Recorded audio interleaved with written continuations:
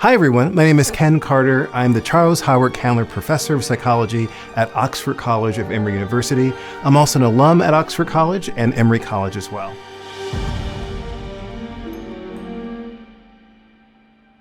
Why do people like being scared?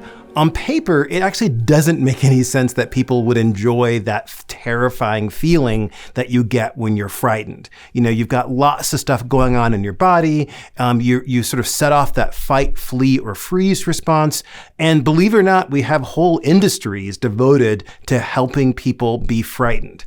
Television, movies, books, Halloween is a lot about being frightened. So if you go back to someone like Freud, he had a certain way of thinking about why people like being frightened. You may have heard of Freud who talked about the id, the ego, and the superego. Well, the id is the part of our personality, according to Freud, that likes that pleasure principle. And pleasure, according to the id, is something that reduces tension. And if you think about fear, we are in these terrifying situations that create a lot of tension, and then that tension gets reduced.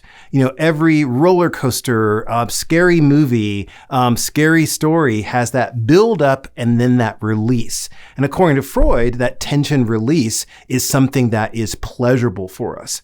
Other psychologists like Zuckerman have looked at something called sensation seeking, which is something that I study.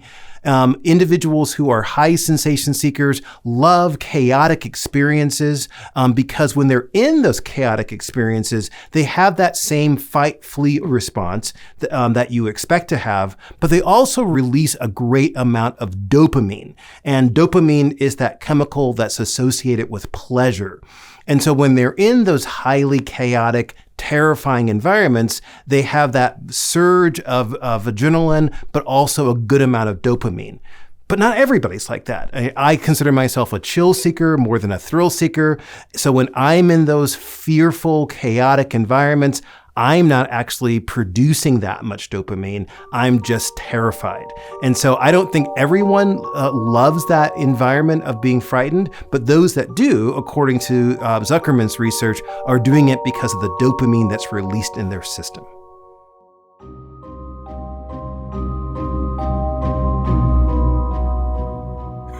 So spooky season is real, and when people are in those situations where they are invited to go to a haunted house or to see a frightening movie. The last frightening movie that I saw was The Ring when it first came out, and I'm still having bad dreams about it. And so for me, I think the important thing to do is just to sort of understand your limits and to communicate those clearly. And so when people say to me, hey, do you want to go to a haunted house together? The answer for me is no, thank you. And so I do other Halloween things. I'm one of those rare people, and I know my people are out there that love candy corn. And so I'm going to bathe myself in candy corn inside and out, but also do the fun stuff that I think is associated with Halloween.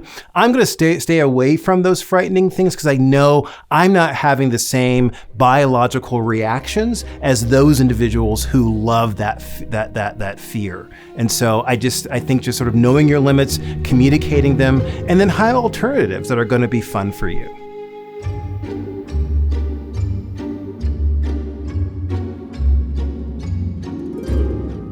So the question I get a lot is that if I'm a low sensation seeker, how do I enjoy those things that high sensation seekers do?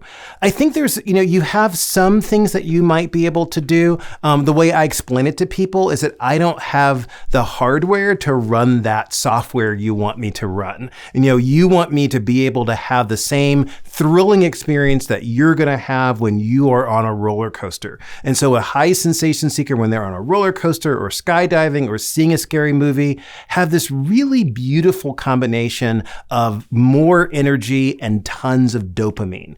I just have the fear and not the dopamine. But there are some things that I can do or people could do in order to be able to, like those a little bit more. And one of the things is what's called the power of habituation. So psychologists talk about habituation. It's actually a fairly simple concept, which means the more you do something, the less sort of power it has over you. So I mentioned previously that the last scary movie that I watched was The Ring. If I watched the movie one time, it would be terrifying. If I watched it 100 times, please don't make me, I would be less frightened the 100th time than I would the first. And so part of it is just sort of exposing yourself to those things that you find frightening, whether it's roller coasters or even virtual reality versions of skydiving. That might take away some of the power of the fear that's associated with it, but also to realize that you're safe. The other thing is but reducing that anxiety around it is not necessarily going to produce that same dopamine experience that people who are sensation seekers are usually experiencing. So you're not going to get the same experience, but you might be able to do those things. The other thing I would say is to push yourself in other areas. When we think about sensation seeking, we think about that thrill and adventure seeking, but there's also another kind of sensation seeking that's called experience seeking. That's sensation of the mind and of the senses. Maybe it's adventure travel or eating unusual foods. And you might not realize that you are a sensation seeker in that kind of way. So I think exploring your boundaries a little bit, but also exposing yourselves to things that you might think of as frightening. But also it's fine just to say no and to explore those things that you find that bring you awe.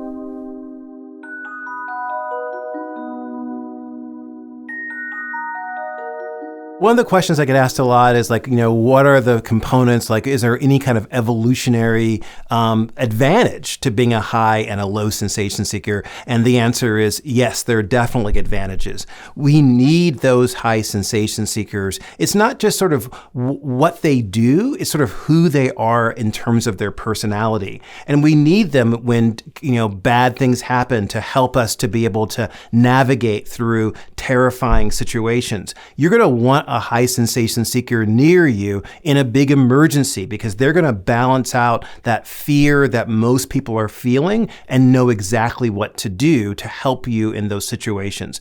A lot of individuals who are in emergency services or the military are the high sensation seekers because they can be calm in the midst of those chaotic environments. And so we need those individuals in those situations for sure. And they can help us. There's some evolutionary advantage to that. At the same time, I think there is an advantage to being a low sensation seeker. One of the components of sensation seeking is called boredom susceptibility, is how easy it is for you to get bored and how irritated you get when you get bored. Really high sensation seekers get bored really easily, and they can actually create chaos sometimes because they operate better in those chaotic environments. Low sensation seekers, on the other hand, almost never get bored. And so there are certain situations where being bored is, that boring environment might come, and you need low sensation seekers like me to help us navigate so that we're not creating chaos when we really don't need chaos. So I think the advantage of having both high and low sensation seekers, and then most of us are in that average range. That average sensation seeking is important too. So I say embrace the personality traits that you have and play to those strengths that you have.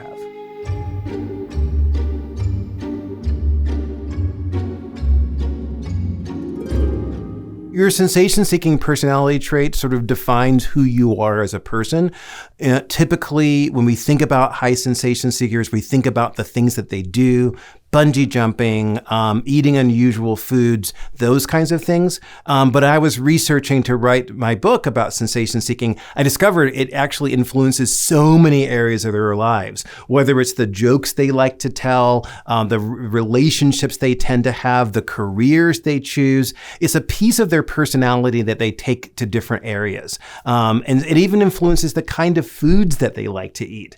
Low sensation seekers, when they try unusual foods, if they find them disgusting, they're actually more likely to throw up than high sensation seekers do. And high sensation seekers like unusual foods that help sort of them understand another individual's culture, and they love really spicy things. So if you're at a restaurant, they're going to order the strangest thing on the menu because they're trying to investigate that themselves. And so again, you're going to find that piece of sensation seeking not just in them wanting to go to a haunted house, but if you go out to dinner afterwards, what they choose on their menu.